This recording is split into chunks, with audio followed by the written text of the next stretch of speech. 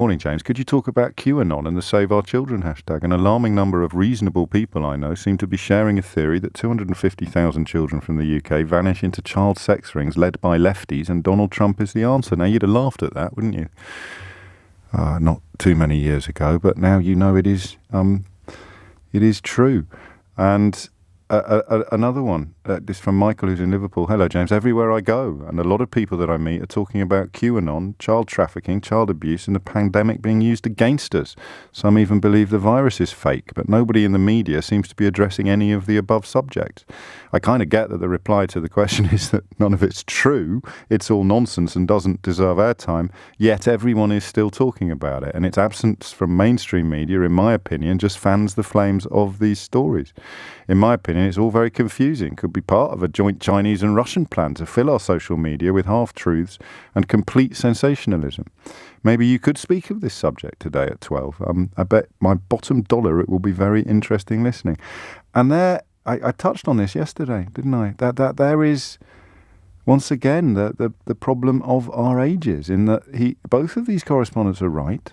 This absolute nonsense is growing in both popularity and reach, and those of us in what you might call traditional media don't know what to do. I heard Radio 4 having a crack at the QAnon story not long ago, and I think they did a fairly good job, but how do you report nonsense?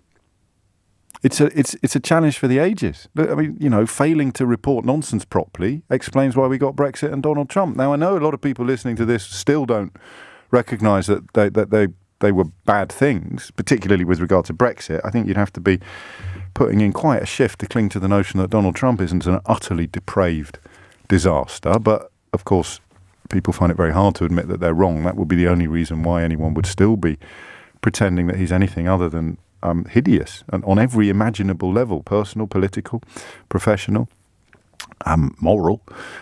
And yet you have this sort of continuing confusion about how you report nonsense. So I shall give it some thought during my holiday, and may have a crack at this subject, which I need to find out a little bit more about when I get back. But that would be certainly, at a very quick glance at your suggestions of things that we might want to talk about, that would be worryingly high on the list. And it's a bit like, and I imagine the crossover here is huge, it's a bit like right at the beginning of the crisis, when I told you that the number of mates of mine from back in the day were getting in touch to ask about phone masts and 5G, because exactly as those two correspondents just suggested, because the kind of people that they were seeing talking it up were not the kind of people that actually wore tinfoil hats and sort of walked around in 8 pairs of socks because they were frightened of some unknown toe-eating monster. Do you know what I mean? But then, of course, you've got the fellow who thinks the Queen's a lizard, enjoying a bit of a boost in popularity as well. I do not know, is the easy way of saying it. I do not know how to report things that are believed but also complete pants. Vaccines would be perhaps the earliest example of that, or climate change.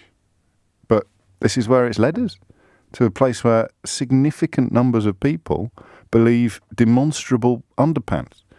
And people like me who do this for a living, and I'm not alone, haven't really got a clue how to handle it.